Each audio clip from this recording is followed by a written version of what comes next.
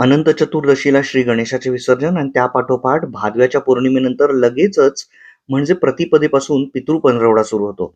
पितृपक्षात घराघरातून पितरांना शास्त्राप्रमाणे योजिलेल्या किंवा त्यांच्या निधन तिथीला घास ठेवण्याची, तर्पण करण्याची प्रथा आहे, कुलाचार आहे.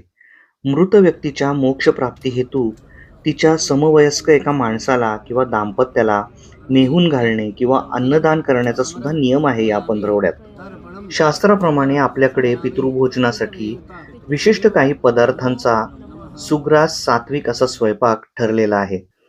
परंतु जर काही कारणास्तव आपल्याला पितरांसाठी श्राद्ध स्वयंपाक करणं जमत नसेल, तर ब्राह्मणाला शिधा देऊन तर्पण करून सुद्धा या कुलाचाराला न्याय देण्याची तरतूद शास्त्रात आहे बरं का. पण ही पळवाट न करता शक्यतो पितरांची सेवा परंपरागत करावी आणि त्यांचा आशीर्वाद घ्यावा. फक्त अडीअडचणीच्या वेळी शिधेचा शॉर्टकट अवलंबावा. ब्राह्मणाला ही शिधा देताना त्यात असावे गव्हाचे पीठ, हरभरा डाळ, गूळ, तांदूळ, तेल, काळे तीळ, मीठ, हिरव्या मिरच्या, बटाटा, दही या जिन्नस निश्चितपणे समाविष्ट कराव्या आणि ब्राह्मणाला थोडीफार रोख दक्षिणाही करावी. थोडक्यात एका ब्राह्मण दाम्पत्याचे एका वेळचे जेवण होईल इतक्या प्रमाणात तरी शिधा द्यावी.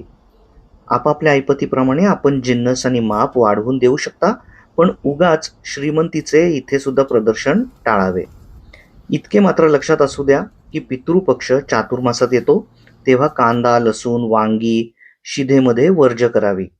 घरी पितरांच्या नैवेद्याच्या स्वयंपाकालाही ते वर्जच असावं.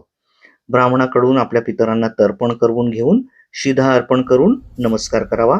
पितरांना मनातून आणि मनापासून हाक मारून नमस्कार करून त्यांचाही आशीर्वाद घ्यावा.